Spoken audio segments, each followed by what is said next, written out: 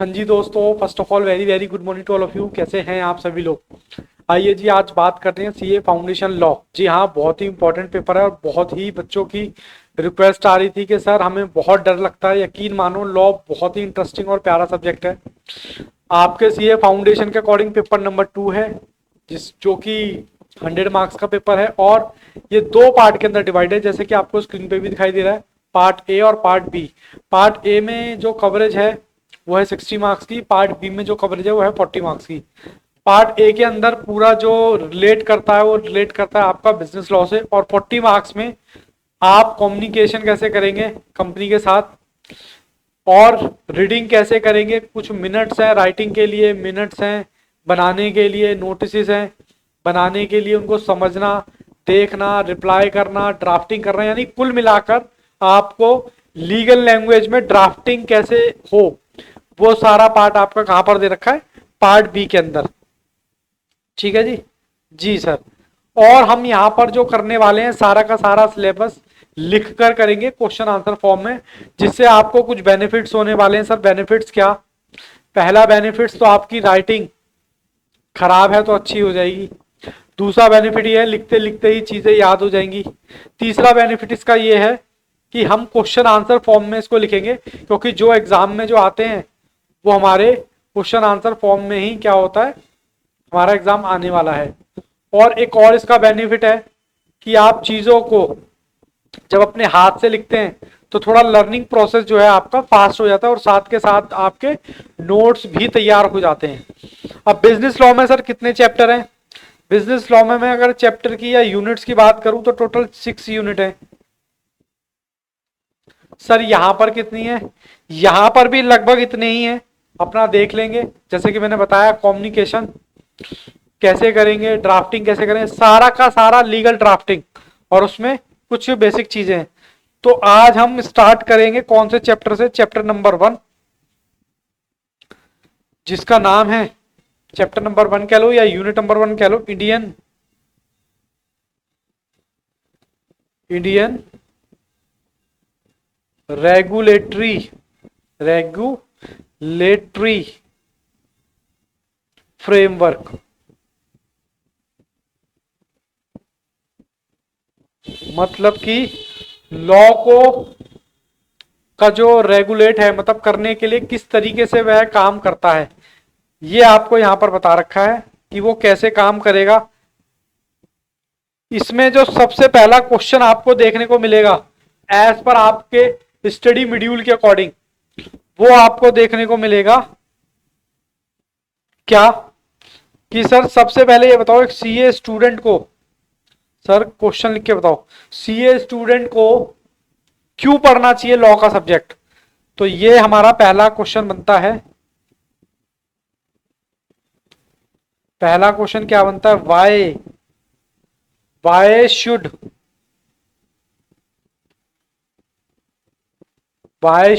ए CA study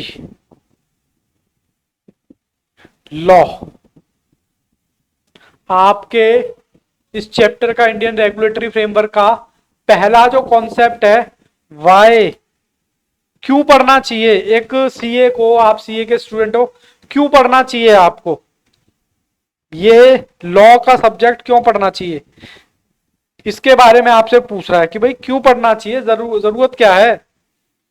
मैं तो simple सी बात कहता हूं कि भैया सीए अगर लॉ नहीं पढ़ेगा तो क्या साइंस वाला बच्चा लॉ पढ़ेगा क्या। बोलो हाँ के ना। हाँ सर। अरे भाई चार्टेड अकाउंटेंट बनने के बाद आपने करना क्या है। सर हमने क्या करना है, हमने अकाउंटिंग करनी है, हमें टैक्सेशन देखना है, हमें ऑडिटिंग देखना है, हमें जीएसटी देखना है, ठीक है, हमें स्ट्रेटेजिक मैनेजमेंट देखना है, और बहुत सारा जो आप करना चाहते हैं यहाँ पर, वो सारी कुछ सारा यहाँ पर देखेंगे। तो कहने का मतलब है सीए अगर नहीं पढ़ेगा तो फिर कौन पढ़ेगा। तो मैं पहले आपको लिखवा देता हूं, फिर आपको बात करेंगे कि भाई क्या क्या है इसका आंसर। लो जी आंसर। आंसर में a, CA must study law, because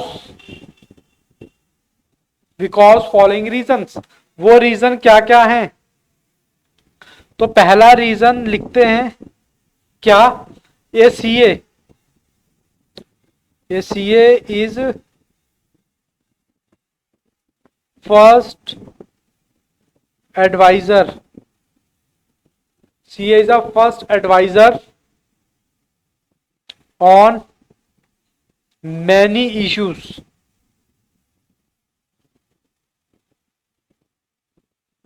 कहता है CA फर्स्ट एडवाइजर होता है किसका? मैनी इश्यूज का। सर जैसे कि भैया इनकम टैक्स को अगर आप डील कर रहे हो तो आपको करना तो पड़ेगा ना, कैसे उसको सॉर्ट आउट करोगे, क्योंकि CA टैक्सेशन का पार्ट पढ़ के आया हुआ है। ओके सर, दूसरा है CA need to guide, CA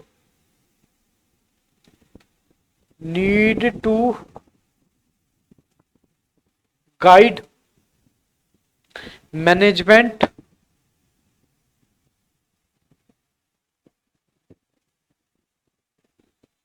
और client on legal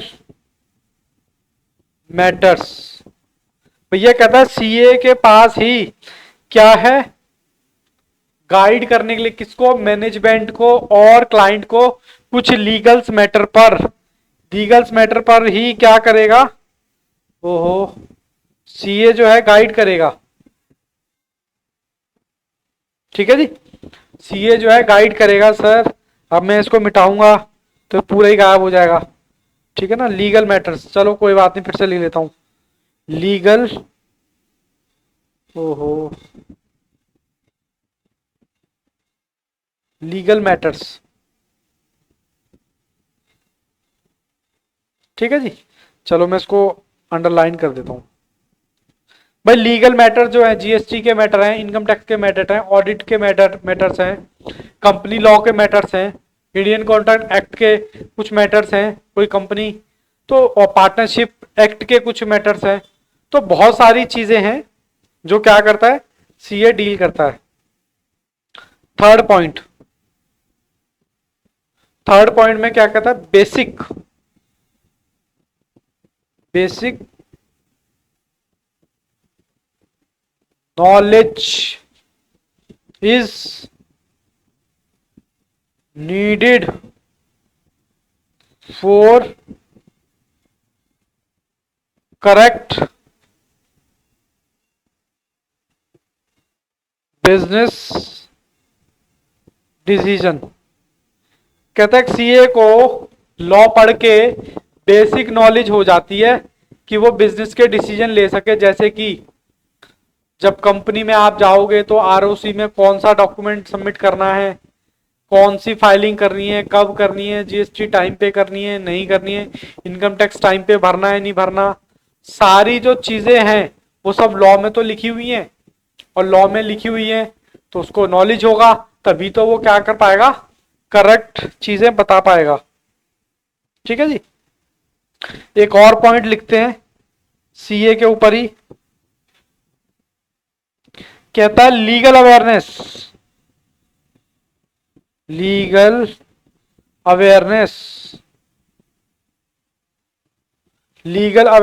is an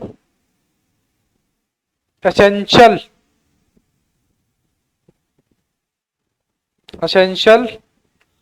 professional skill.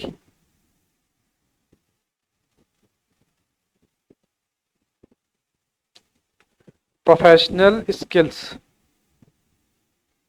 तो कहने का मतलब है लीगल अवेयरनेस में भी अगर लॉ नहीं पढ़ेगा तो उसकी प्रोफेशनल स्किल नहीं आ पाएगी, क्योंकि उसको कंसल्टेंसी का तो उसका काम ही है सारा, तो बेचारा कैसे करेगा वो?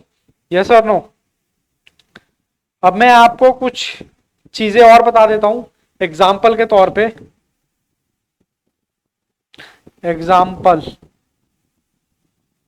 एग्जाम्पल ये कौन है जी? सर ये है सीए,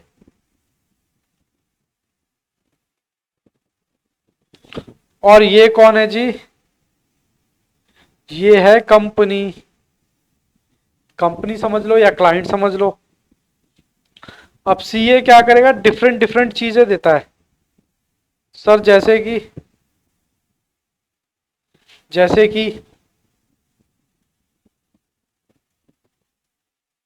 सर जैसे कि payment of GST, payment of GST, उसके बाद पेमेंट हो गया पेमेंट ऑफ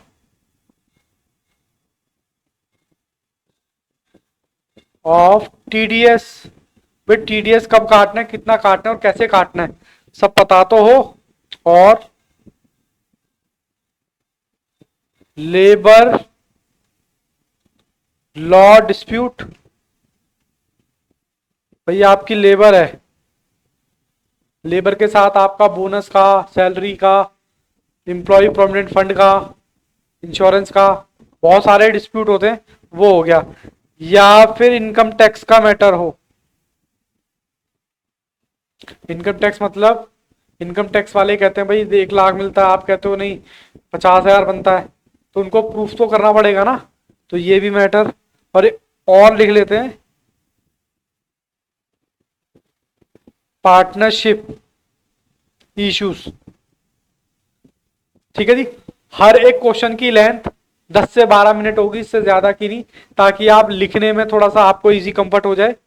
तो ये जो सारी की सारी फैसिलिटी मिलने वाली हैं कंपनी को कंपनी को कंपनी को, तो ये कौन कौन दे रहा है जी?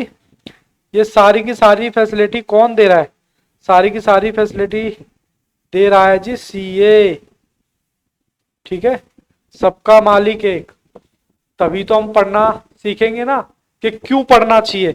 तो मैंने आपको बता दिया कि एक सीए को लॉ क्यों पढ़ना चाहिए। भैया लॉ नहीं पढ़ेगा तो फिर क्या पढ़ेगा वो, ठीक है ना। तो ये हमारा पहला क्वेश्चन कंप्लीट हो गया। मैं आपसे मिलता हूँ नेक्स्ट पार्ट में, तब तक के लिए all the best, take care, good bye, bye bye.